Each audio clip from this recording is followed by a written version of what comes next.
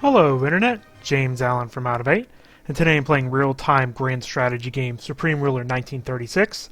This version of the series takes the war back to World War II, as you can tell from the title. The game includes several different parts. It has a campaign mode where it actually offers 4 campaigns. One is Germany, Italy, and Japan in 1936, and then the UK in 1940. It also has a couple of scenarios, which gives specific battles that you can play out and a couple countries to choose from in each battle.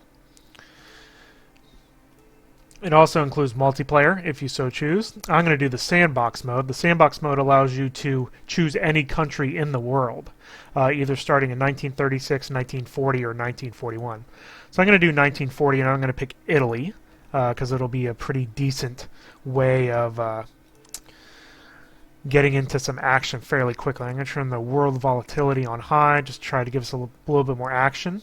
You can change the victory conditions and also change a couple of other game settings for both the scenario and the way that the game works and stuff like that. So we're just going to click Start, and away we go. Build structures, conduct research, build military units, and then invade neighboring villages and whatnot. So here we are in Rome, the capital of Italy, as you are aware. The game features a very detailed map of the entire Earth. You can zoom in. It's all hex-based, although the hexes are kind of represented as circles, although you can turn the grid on if you so choose. And then you can kind of zoom out, although performance becomes pretty bad if you zoom out far enough. There's a bunch of map overlays. There's weather, which is what all that cloud stuff is. You can show the different theaters, which I'll talk about in a minute, and stuff like that. So let's go check out what Italy's situation is. I am most likely on the aligned on the axis at this point. And then kind of one of the main features of the games in the series is that it has AI cabinet members that you can give little orders to. So for example, this is my diplomacy guy. So I'm going to tell him to focus on getting military alliances as his little focus there. There's also kind of quick links there if you don't feel like going through the gigantic list. For my finances, I'm going to kind of worry about military. So we'll try to increase revenues, and that's good for that because I'll need that money for military units. And obviously I'd like to military materials there, and then you can also trade resources. I'll go through all this stuff in a little bit. Research military designs and warfare techs, and then for defense production, military growth. So makes sense to me. The first thing I like to do is look at the different resources in the game and see which ones I am losing a lot of money through trade. So you can see there's a lot of different resources here: agriculture, rubber, timber, and so on down the line. Some of which you can actually produce in your country and some of which you cannot. Just looking at it right here, you can actually go to, confusingly, you can't really see like how much money you're trading from the production and resources menu. You have to go to finance and choose this last day trades, and I like to turn it on $1 to see how much that is. So obviously I'm burning a lot of money on coal. So coal would probably be a good thing to, a good thing to start to build if I can build it. So for each of these resources you can build different facilities like a coal mine, and then what it does on the map, it actually highlights locations where you can build those sort of things. Now here I already have an industrial complex, so this is a great place to build another coal mine. So that's what I'll do. So the coal mine goes up. So that'll be kind of the first thing that I build there, because that's what I'm kind of spending the most money on through trade. Game is kind of interesting because there's obviously a lot of stuff going on under the hood, but then it doesn't really tell you all those numbers. Like you can see these income reports are really basic. You know, you can mouse over and get a little bit more detail, but you know, for a game that kind of has a lot of detail in it, it's strange that they kind of hide most of that stuff from the player. You know, I don't mind it to be automated necessarily, but you know, I kind of like to see a little bit more detail on where all my money is going. My research, I can do 2 techs. So let me see if I can get some better infantry units here. Let's get a tank. And let's do a warfare tech. Actually, I might let my advisor do the other one. And then I'm going to start building some. Let me get rid of these things. You can see lots of different stats for units. And I'm going to build my own. That's actually okay. And you can turn infinite queue on, which is kind of nice, and just kind of queue up all the different types of units you have. So I'll do one of those, two of those, recon motorcycle. I have one tank,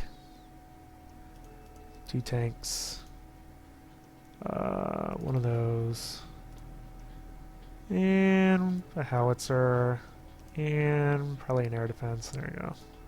And then once, I can do one at a time, which is pretty crappy. I might actually think about building another land production, which I probably will. Here we go. Just do it up. That's where actually most of my stuff is being built.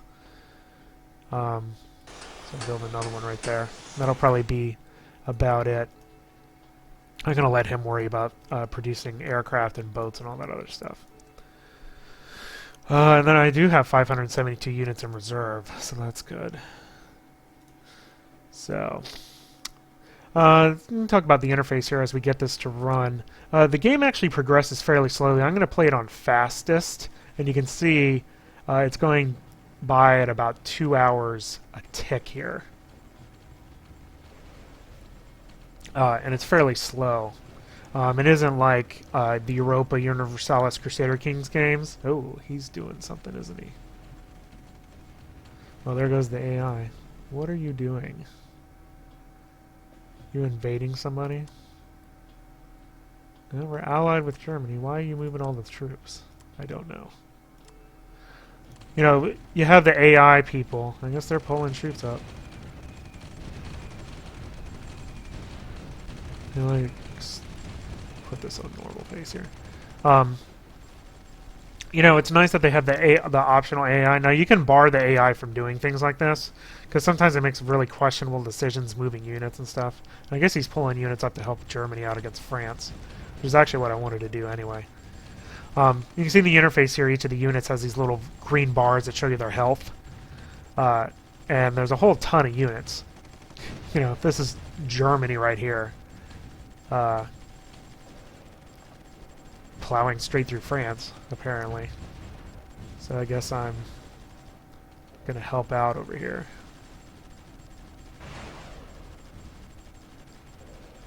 And I'm sending bombers over there to help. So, other part of the interface is a little list of things that happens over here. So it shows you, yeah. And then your advisors will send you little messages and say whether you agree with them or not, which is pretty handy. So this is pretty neat over here. The game from this aspect, other than obviously smacking of the previous Supreme Commander games, kind of reminds me a lot of Distant Worlds, where you can have the AI kind of take over parts of the game that you don't really feel like handling. And they're just sending troops through the mountains. So,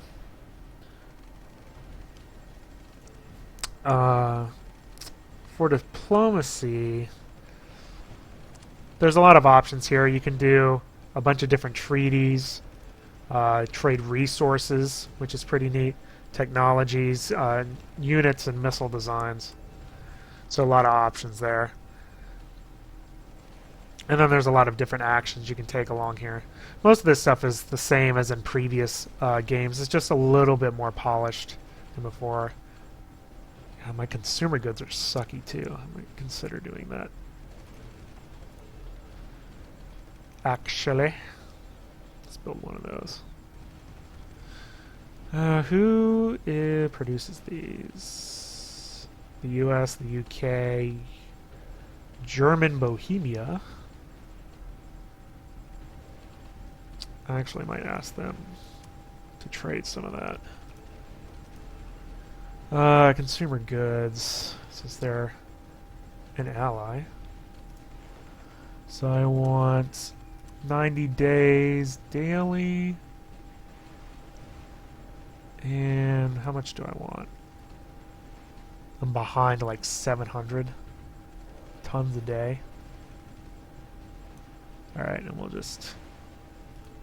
And you can equate this out. They'll give them 116 million a day, which is a lot of freaking money.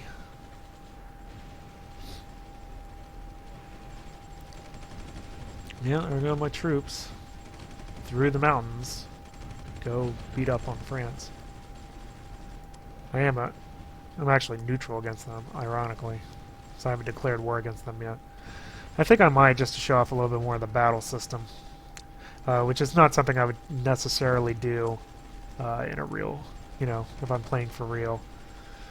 Where do I want to build some consumer goods? Probably down here. There you go. Counteroffer. No. I'm not going to pay you 300 million for 100 million worth of consumer goods. You're my ally. Give me a break. I do have a lot of money though, so that's good. Well, I'll just build that consumer good factory and then we'll be alright. When you start the game out in 1936, especially if you're playing, well, really if you're playing any country, because the game progresses so slowly, when there's not direct military action going on. There go my bombers again. Shelling them over here. There's a lot of waiting around. Like I said, the game, even on the fastest settings, doesn't necessarily progress very fast. And they're just going straight after France. They don't even care about the defenses. National line, who cares? So there's definitely a lot of waiting around for the military action to start, which is kind of why I picked the 1940 scenario. So there's a little bit more to do. In the previous Supreme Commander games in 2010 and 2020, it was basically war all the time, which I think fits the series better. It's better when you have a military focus and then you can worry about these other things in addition to those, rather than kind of sitting and waiting and just frankly waiting for things to get built. You have to wait a certain number of days for things to get constructed. Yeah,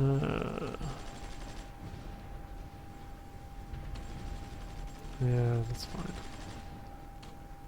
Alright, I do think I want to get these guys going. There is a thing I can do to activate all my units. Oh yeah, we can talk about battle zones and stuff. Where's those battle zone maps? So what you can do is you can give the AI little battle zone priority settings. So like this is in the Burn battle zone, or Milano battle zone, so you can say how important it is. So it'll help the AI to move units over. So for example, I'm going to say this is high priority, and we'll make it offensive. And then we'll say this is high priority and make that defensive, for example. And then the AI will try to shift units over there. So again, it's another tool to use, to allow the AI to control a little bit more of the game than usual. Alright, I do think I'm just going to say the heck with it and just start bombing the crap out of them.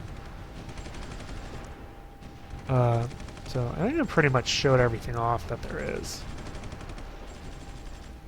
So let's do this.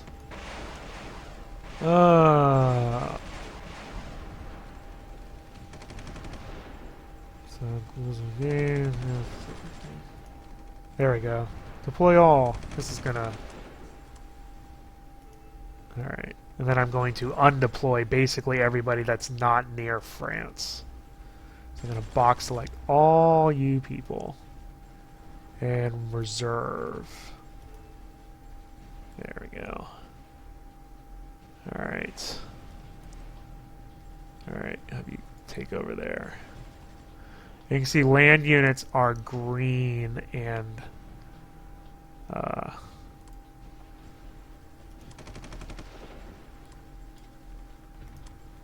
air units are gray, so it helps you.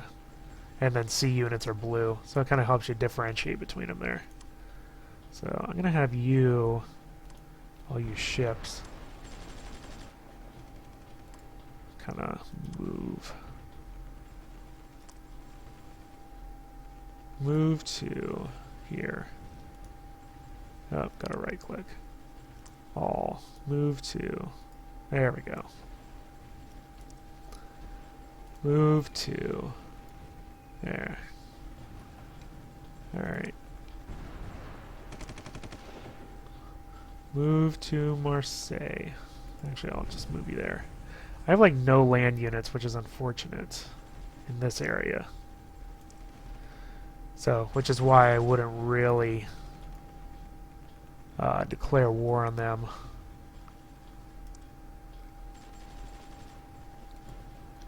Especially not being anywhere near prepared. The scenarios are definitely more military focused, and like I said, I think that's where the game is better. Is where you are invading countries and playing with your units, and then because that's kind of the major show of it. And you can see as you invade, the little borders change and stuff like that. So I think that's where kind of the focus is. Much like you know, Age of Wonders is more military focused compared to, you know, Warlock and other fantasy turn-based strategy games. This one is definitely more war-centric. Okay. So, we'll speed up time a little bit. Put it on very slow. See how these guys do. Really kind of seeing what Germany does more than anything.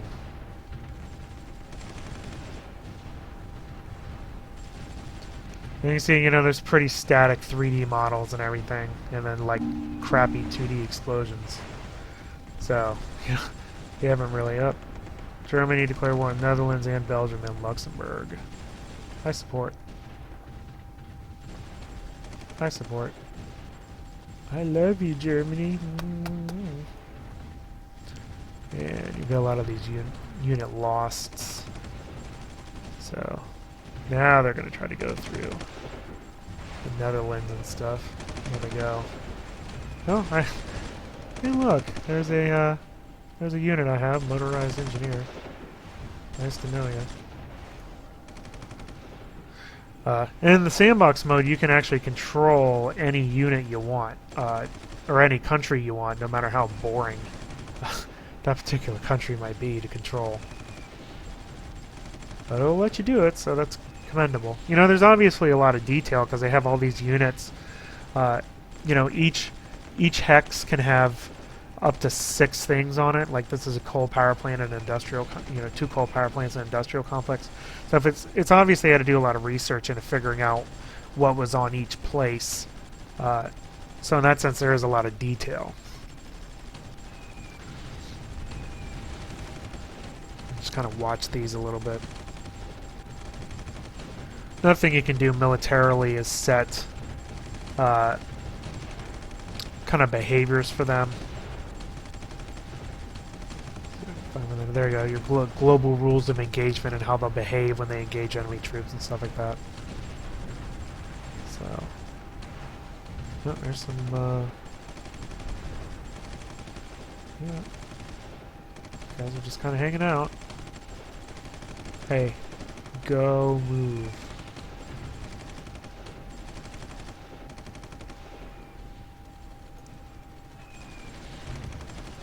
Move to.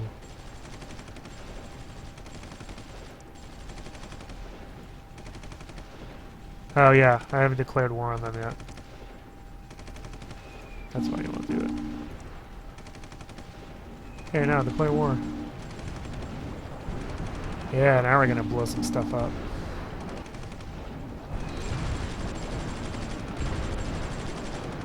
There you go.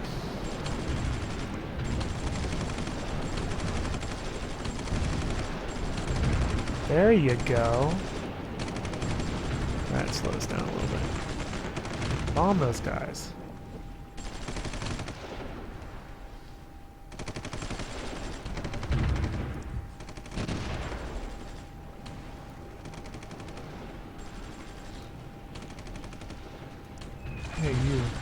trying to help.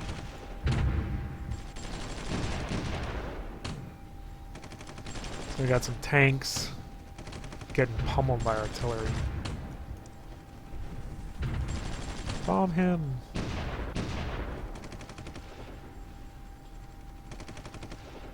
Or just turn around and do nothing. You know, whatever.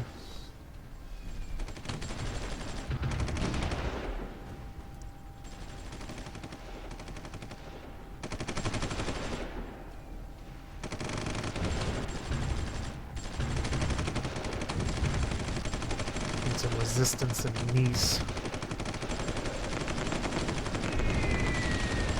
Yeah!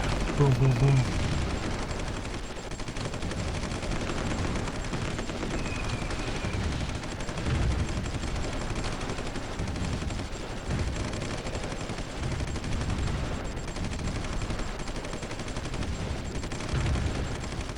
Go like bomb crap. There we go.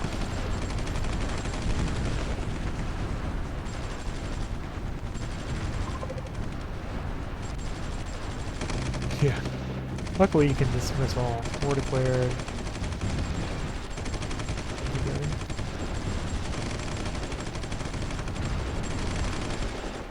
I declare war on you. No, I will not. Again. If you double click your flag, it'll take you back to your capital. It's pretty handy.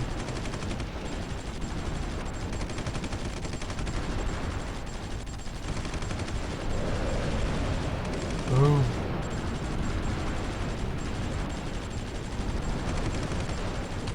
How you guys doing?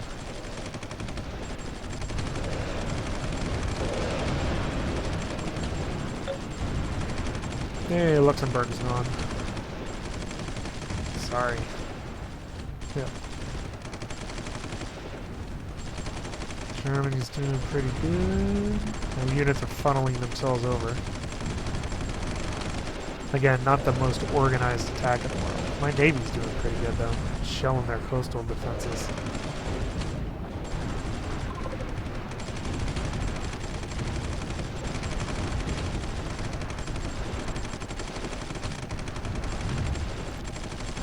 Sorry, Luxembourg.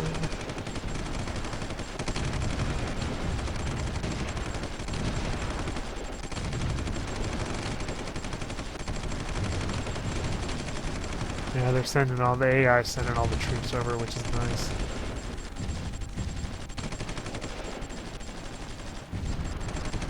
You guys can just go back to reserve, actually. I don't really need you. Not yet, anyway. Until you guys go back to reserve. Now, like I said, you know, the trade-off is for the AI doing stuff is it's nice that it can handle things, but then it's not nice when it does things that you don't want it to do. You know, moving units in curious patterns and stuff like that. You know, sometimes the AI will send out units to go scouting and then they just simply get killed. Right. See, eliminate that guy. Okay, got Grenoble.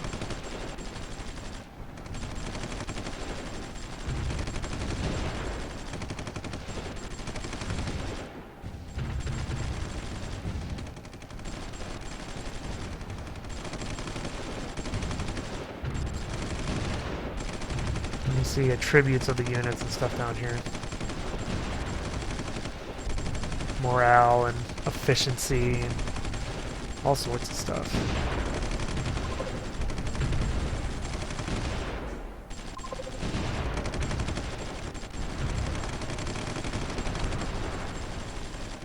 Alright, you guys just go here. Take that city.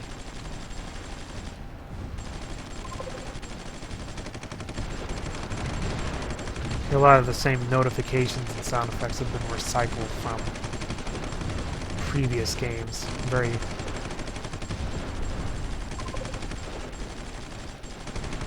nostalgic, I guess.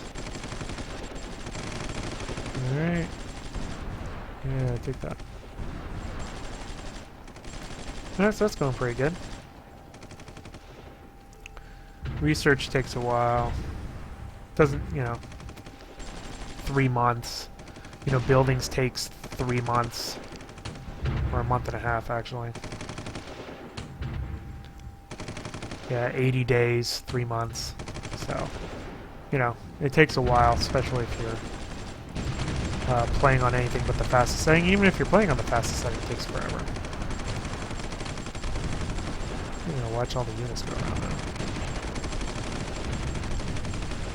Germany was doing pretty good. Some pretty stiff resistance, though. I'm doing good, though.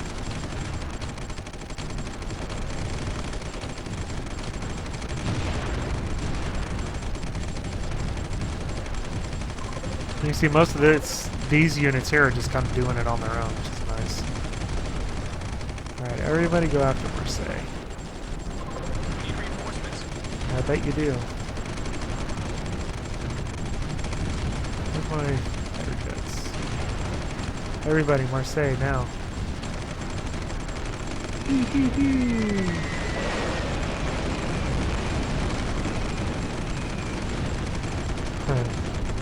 Maybe not effective, but certainly fun. Yeah, those guys are retreating back.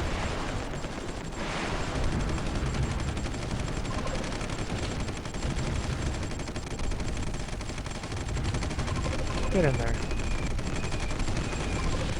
There you go. Marseille is mine.